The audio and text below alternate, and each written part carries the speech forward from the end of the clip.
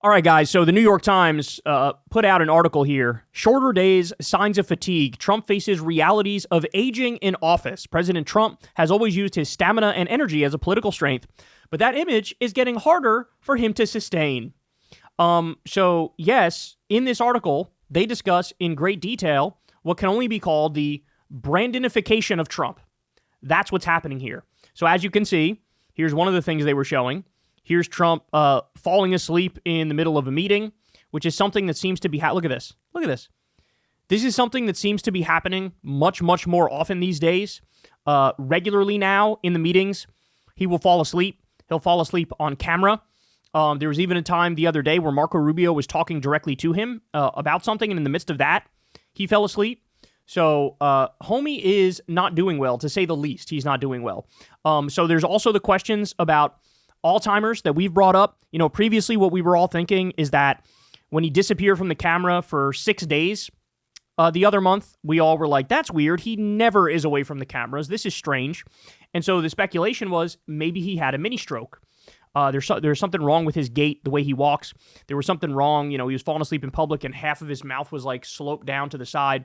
Maybe they hit him for a week to try to get him to recover enough from the mini stroke to give themselves some plausible deniability. But as more information came out, it became clear maybe what they're trying to hide is early Alzheimer's. So first of all, his dad died at the age of 86 with Alzheimer's. So his risk is now 3 to 15 times higher to get Alzheimer's because of that. His nephew says he's already seeing signs of Alzheimer's in Trump. That's very similar to what Trump's dad went through. You know how Trump's been getting those injections in his hands? Well, Leqembi is an early Alzheimer's drug, which is an injection that you get every 2 weeks. And as a direct result of that, a side effect of this drug is brain swelling and brain bleeds. So you need to get regular MRIs to make sure you don't have the brain swelling and the brain bleeds. And so Trump had an MRI the other day and didn't tell us the exact reason why. He wouldn't even tell us what part of the body it was, but he said it wasn't the head, which leads me to believe it was his head, right? So they say the first thing to go when it comes to Alzheimer's is executive function and impulse control. So you get this thing called behavioral disinhibition. So that's where you see the president of the United States, for example, scream "quiet piggy" to an established female journalist. He screams, "You're a stupid person. You're a stupid person" to another female journalist at Mar-a-Lago. It's like, I don't know, when he was on the campaign trail and he stopped an event, like a town hall event, to basically be a DJ and play Ave Maria and sway around on stage for 30 minutes straight. So there's a lot of red flags, man. There's a lot of red flags. Another big piece of evidence is what's called confabulation, which is known as honest lying. So like he acts like he's telling the truth, but he's lying. Trump is known for that shit. He is known for that shit. There's also a decline in verbal complexity. There's repetition and fixation. There's sundowning. Like I said, there's gait abnormality. So if the shoe fits, if the shoe fucking fits. So that's the speculation now that he allegedly is dealing with Alzheimer's. So let's dive into this article here. They say, for years, concerns and questions about Mr. Trump's health have often been met with obfuscation or minimal explanation from the people around him. Mr. Trump's physicians have not taken questions from reporters in years, including when he was seriously ill with COVID in 2020. There were no medical briefings held after an assassination attempt against him in Butler, Pennsylvania last summer. Many of the facts that concerned critics about Mr. Trump's physical health during his first term are present now. He does not get regular exercise, in part because he has a long-held theory that people are born with a finite amount of energy and that vigorous activity can deplete that reserve like a battery. He enjoys red meat and is known to eat McDonald's by the sackful. Bro, I always forget about that battery belief that he has. His friend who ran marathons, this is reported in the past, his friend who ran marathons came up to Trump and Trump was asking him about it. And he was like, Trump was like, "What are you, crazy? You run a marathon? What's wrong with you?" He's like, "You're going to die. You're going to die young." Because Trump believes if you do exercise, you're just depleting your battery faster and you die younger.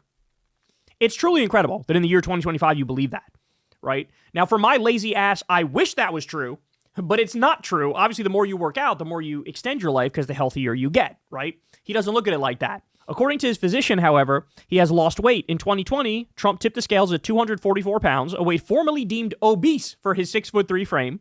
This year, Mr. Trump's physician, Sean P. Barbabella, what a weird name, said in a summary of the president's health that he weighed 224 pounds.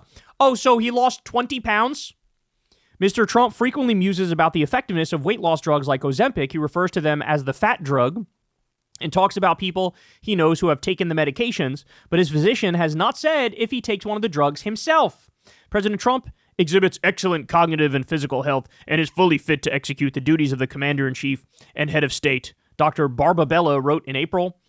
Still in his second term, Mr. Trump's schedule shows significant changes. Listen to this.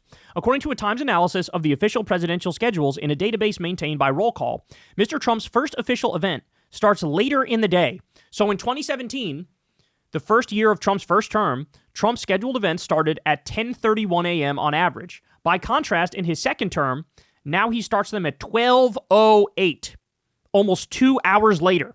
His events end on average at around the same time as they did during the first year of his first term, shortly after 5 p.m. So he's used to come down to the White House and do events starting at 10:30. Now it's 12:08.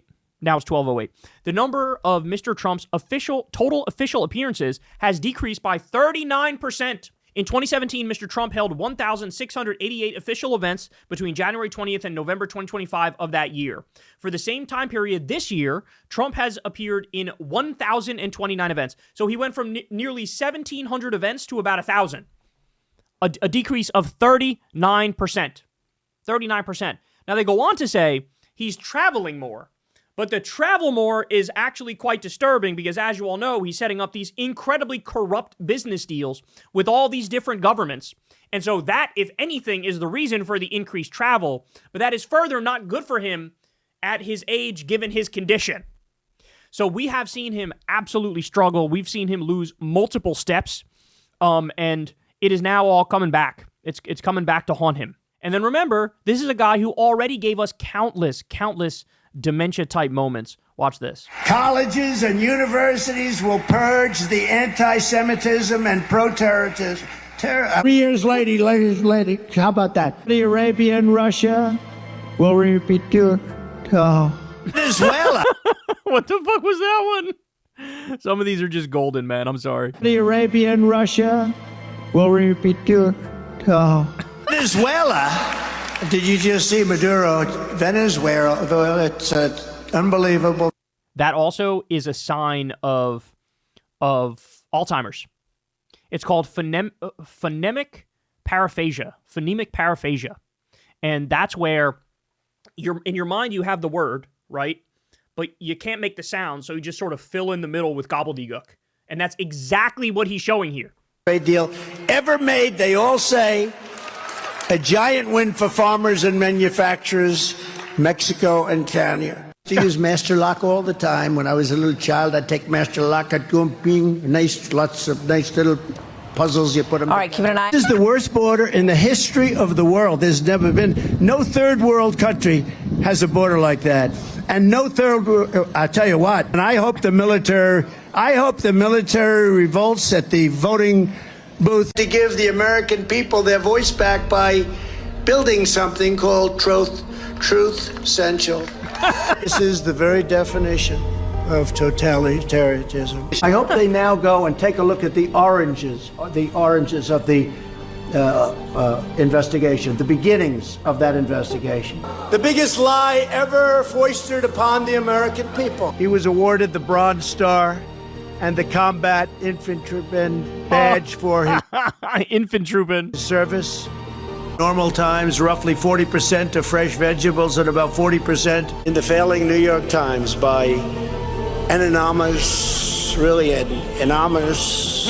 gutless coward. Your campaign of terror, murder, mayhem will not be tolerated any longer. It will not be allowed to go forward. God bless the United States. Thank you very much. See, that one, I feel like his dentures came loose, right? That, like the way he was talking there, I think his dentures came loose. Don't you think so? Thank you very much. One more. Be allowed to go forward.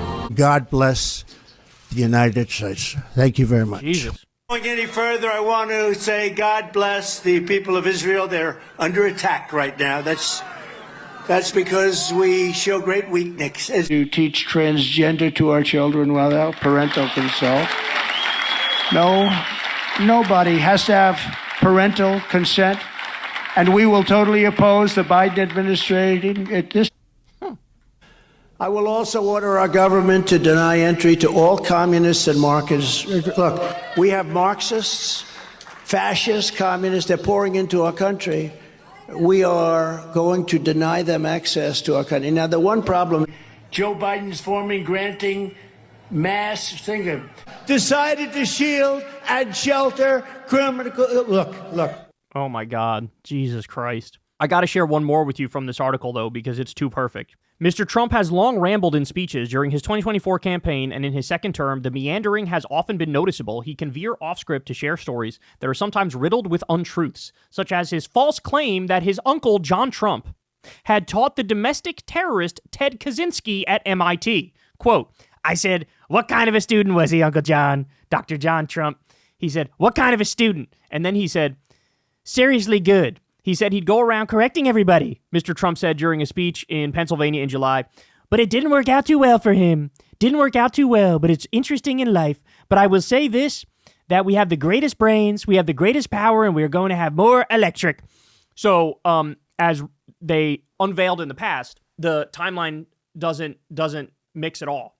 So, like, his uncle wasn't even teaching at MIT at the same time that Ted Kaczynski went there.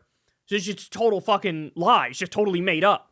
But that's what makes it so difficult about Trump, is that he's such a pathological liar, and he lies so often that in moments like this, it's actually hard to tell, wait, is he sundowning? Is he losing his mind? Is this Alzheimer's? Is this dementia? Or is this just part of his routine pathological lying? But that's how fucked we are in this moment, is like, which is it? Is this just normal Trump fucking shamelessly lying, or is Grandpa actually losing it? Like, do we actually need to get Grandpa in a home ASAP and keep him away from the big red nuclear button? So just very disturbing. Very, very disturbing stuff. And now they even have quantitatively broken down just how much he's losing it. Hey, y'all, do me a favor and like and subscribe. It helps out big time in the algorithm. Click the bell as well for notifications when videos drop. And watch that video on screen right now. You know you want to.